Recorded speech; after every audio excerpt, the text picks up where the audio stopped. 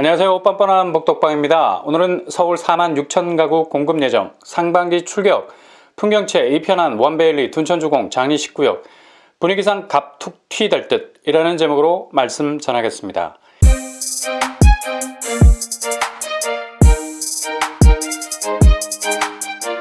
2020년 지난해 신축 분양 아파트 분위기는 그야말로 화라산 그 자체였습니다. 정말 산을 녹일 기세로 쏟아져 나오는 시뻘건 용암이 좁은 분화구에서 폭발하듯이 엄청난 청약 지원자들이 당첨이라는 관문을 통과하기 위해서 쏟아냈던 열기는 상대적으로 공급 부족 때문에 얼어붙어 있었던 청약시장을 완전히 녹여버릴 기세였죠. 현지 시공사 관계자들도 깜짝 놀랄 정도였다고 합니다. 분양가 상한제가 본격적인 막을 올리면서 많은 시공사들이 신축 아파트 분양에 대한 손익분기점이 모호해지는 분위기 때문에 많이 움츠러들어 있었던 것은 사실이었습니다. 어쩔 수 없이 분양 일정을 더는 뒤로 늦출 수 없었던 신규 분양시장은 기존에 경험하지 못했던 신세계를 경험하기 시작했죠. 다소 위축된 분양시장 분위기가 한꺼번에 터져나온 청약 지원자들의 저돌적인 지원 공세로 인해서 완판을 넘어서 기록적인 경쟁률을 보이면서 분양을 마감하는 것을 볼 수 있었습니다. 분상제로 인해서 낮아진 분양가가 수익의 감가 요인이 되었음에도 불구하고 시공사가 입가에 엷은 미소를 지을 수 있었던 것은 지금 펼쳐지는 상황 때문이 아니라 다음에 펼쳐질 상황 때문이었습니다. 지금 신축 아파트 분양가가 어떻습니까? 초기에 분양가 상한제 적용을 받는 시공사 측은 거의 공황 상태에 가까웠습니다. 이런 분양가로 어떻게 수익을 낼 수 있겠느냐라는 항변을 할 만도 했습니다. 그런데 실제로 분양 원가라는 것을 정확하게 공개하지 않는 까닭에 이렇게 낮아진 분양가도 시공사의 치명적인 수익적 결함을 안겨줄 수 있는지는 미지수입니다. 원래 건축이라는 것이 엿가락 같은 것입니다. 어떤 자재를 쓰느냐에 따라서 수익성이 천차만별로 달라질 수 있기 때문이죠. 아무튼 시공사가 낮아진 분양가로 외상을 입어 보이는 것은 확실한 팩트라고 할 수가 있죠. 그러나 정말 그 외상이 내상을 입힐 만큼의 타격이 있었는가는 시공사의 사정에 따라서 달라질 수 있다는 얘기입니다. 이러한 상황에서 신축 아파트 분양이 청약 광풍이라는 소리를 들을 정도로 과열되는 것이 시공사 입장에서는 나쁠 리가 없습니다. 왜냐? 계속해서 공시지가가 높아지는 까닭에 분양가 조정이 있을 것은 확실하기 때문입니다. 분양가를 정하는 데 있어서 땅값은 분양가의 판도를 좌우하는 제일 중요한 요소입니다. 공동주택인 아파트는 대지지분이라는 것이 있죠. 기본적으로 모든 건물은 땅을 깔고 서 있습니다. 아파트 역시 택집이라는 무시 못하는 땅값 위에 서 있는 건물이기 때문에 공시지가의 영향을 톡톡히 받을 수밖에 없다는 얘기죠. 최근에 분양되는 아파트들, 민간이나 공공이나 조금씩 예상치보다 분양가 산정이 아래로 내려가는 것이 아니라 위로 올라가는 것을 볼 수 있습니다. 물론 분양가 상한제라는 분명한 데드라인이 있기 때문에 납득하지 못할 만큼 오르지는 못합니다. 그러나 초기에 분양가 상한제가 시작된 것과 동시에 청약시장에 쏟아져 나온 아파트 분양가와는 사뭇 다른 느낌을 주는 분양가들입니다. 이유는 대체적으로 공시지가가 높아지고 있기 때문이죠. 서울만 하더라도 약 10% 정도 오를 것이라 예상하고 있습니다. 매년 2월이면 공시가를 확정하는데 더 두고 봐야 할 대목입니다. 이렇게 되니 시공사 쪽에서는 결코 불리한 상황만 전개되는 것이 아니죠. 이러한 이유 때문에 2020년 밀어놨던 신규 아파트 분양이 곧 쏟아져 나올 겁니다. 대표적인 예로 2020년 12월에 분양을 예정했던 고덕강일 제1풍경채 힐스테이트 리슈빌에 이어서 바로 분양시장에 출격할 것이 예상됐지만 2021년으로 미뤄졌습니다. 아마도 이렇게 연기한 전략이 신의 한 수였다고 생각할 겁니다. 왜냐?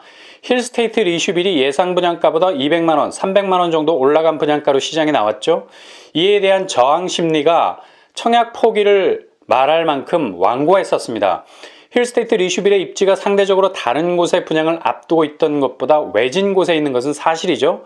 그럼에도 불구하고 분양가가 생각보다 다소 높게 나온 것에 대한 거부감이 많았었습니다.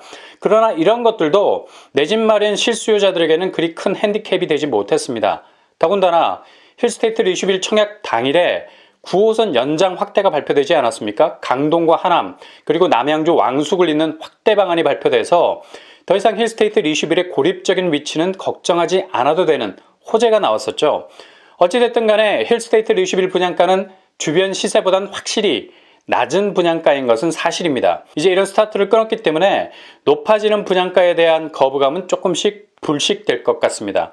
이런 자리를 깔아준 상황에서 제일 풍경채가 2021년 분양을 미룰 이유가 하나도 없게 됐습니다.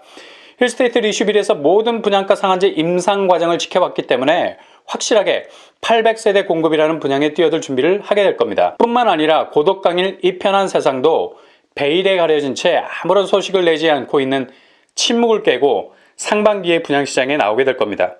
여기도 대략 600세대 정도 되죠. 뿐만 아니라 강남권에서는 레미안 원베일리가 의욕적으로 분양에 뛰어들 것 같습니다. 왜냐하면 최근에 택지비 감정가 4,100만원 승인을 받았기 때문에 확실히 분양가는 5천만원 선을 넘어가게 될 겁니다. 기존에 허그에서 받았던 분양가보단 높은 분양가를 뽑아낸 셈이 되는 거죠. 그래도 주변 강남 시세보단 확실히 저렴한 분양가로 나오기 때문에 이곳에 도전할 만한 가치는 충분히 있습니다. 전체 2,990세대인데 일반 분양이 약 300세대 정도 나올 예정입니다. 레미안 원베일리의 분양가 조정은 곧바로 12,032가구를 분양하는 둔촌주공 아파트 재건축에 영향을 줄 것은 불을 보듯 뻔합니다. 연쇄 폭발이라는 것이 있죠. 앞에서 터지기 시작하면 뒤에서도 터지기 시작하는 겁니다. 레미안 원베일리 택지비 조정은 곧바로 둔촌주공이 자리 잡고 있는 강동구 공시지가에 영향을 줄 겁니다. 2021년 9.85% 가까이 오른 것으로 확정이 되면 분양가 역시 더 이상 아래로는 내려가지 못할 듯합니다. 예상 분양가보다는 더 높아질 가능성이 많다는 얘기죠.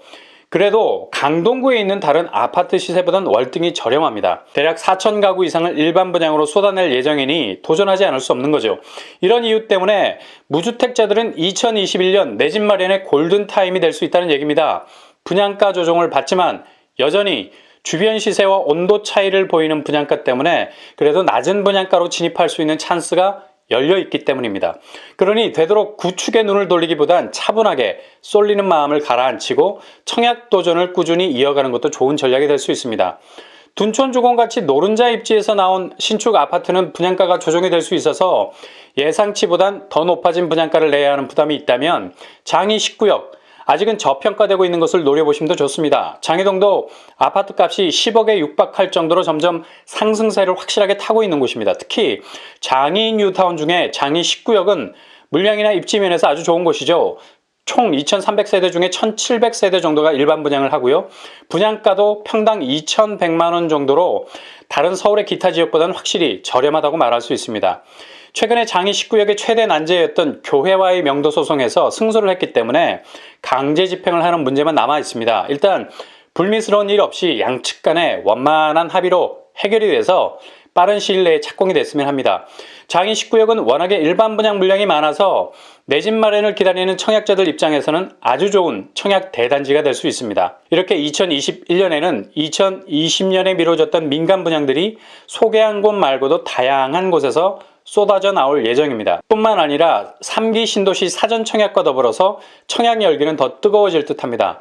인천 계양을 시작으로 남양주 왕숙, 고양 창릉, 부천 대장, 과천지구 등에서 24,000가구의 사전 청약이 시작이 됩니다. 특히 왕숙과 창릉이 최근 9호선 확대 결정과 GTX 노선으로 왕숙은 강동구와 이어지고 창릉은 은평구와 이어지는 교통호재가 발표가 됐죠. 이렇게 되면 3기 신도시 역시도 서울 접근성이 더욱 좋아지는 상황이 마련되기 때문에 사전 청약 분위기도 뜨겁게 달아오를 가능성이 높습니다. 이렇게 민간 분양과 공공 분양이 여러 갈래로 나눠지게 되면 가점과 경쟁률 역시도 안정적인 궤도로 진입하지 않을까 예상도 해보게 됩니다. 무엇보다도 이런 분위기는 내 집 마련을 위한 놓치지 말아야 할 골든타임이라는 사실을 기억하시고 차분하지만 신속하지만 서두르지 않게, 서두르지만 쫓기지 않게 내 집 마련에 대한 전략을 짜시고 도전하신다면 올해 꼭 좋은 결과들이 있을 겁니다. 오늘의 결론입니다.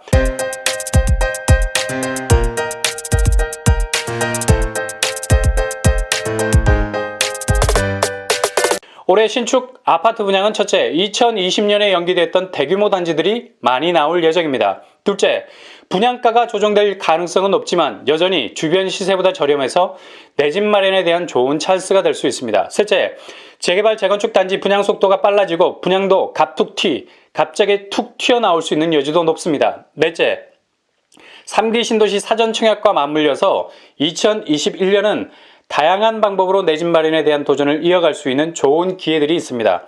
지금이 골든타임이라는 사실을 기억하시고 꼭 과감한 도전을 통해서 좋은 결과를 얻어내실 수 있기를 바랍니다. 이상으로 뻔뻔한 복덕방을 마치겠습니다. 구독과 좋아요 부탁드립니다. 감사합니다.